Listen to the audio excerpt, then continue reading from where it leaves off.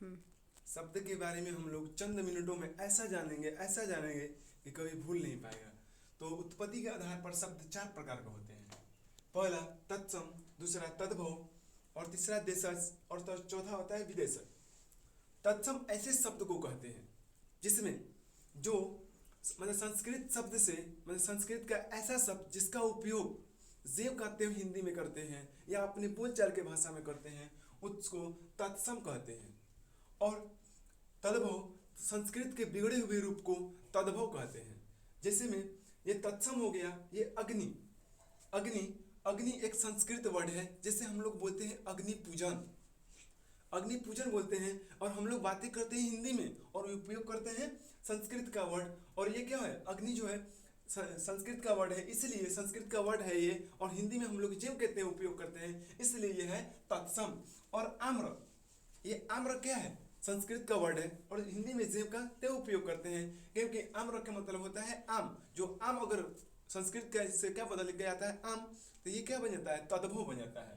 ठीक है, आम्र हो गया, आम्र हो गया, या हस्त हो गया, कर्पूर हो गया, रात्रि हो गया, गृह या वर्षा या वणिक, ये क्या है, ये सब टोटल जो है तत्सम शब्द है।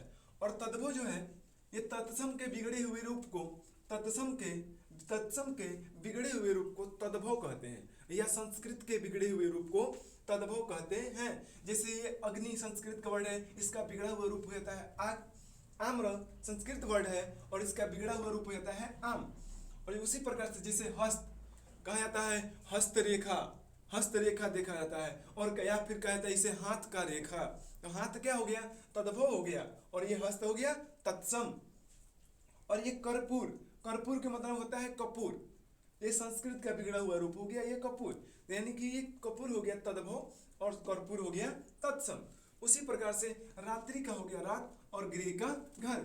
जैसे हम लोग अपने हिंदी बोलचाल के भाषा में संस्कृत का उपयोग करते हैं हिंदी में, क्योंकि जैसे कहते हैं हम लोग गृह प्रवेश, कोई कहता है क्या घर प्रवेश, नहीं कहता है, गृह प्रवेश कहता है। क्योंकि यहाँ पे देखिए संस्कृत का ये शब्द जो है हिंदी में जेव का तेव उपयोग हो रहा है, बदल नहीं रहा। और यहाँ पे देखिए ना घर, ये संस्कृत का बिगड़ा हुआ रूप है घर, ये तद्भव है। ये वर्षा, वर्षा का बिगड़ा हुआ रूप है वर्षा। ये वणिक, वणिक का मतलब होता है बनिया।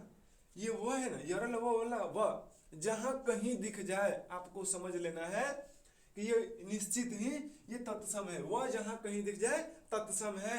ये ब यानी कि बाबा वाला ब जहां दिख जाए ना, एकदम पक्का है कि तद्भव कहलाएगा। उसके बाद आते हैं देशज। देश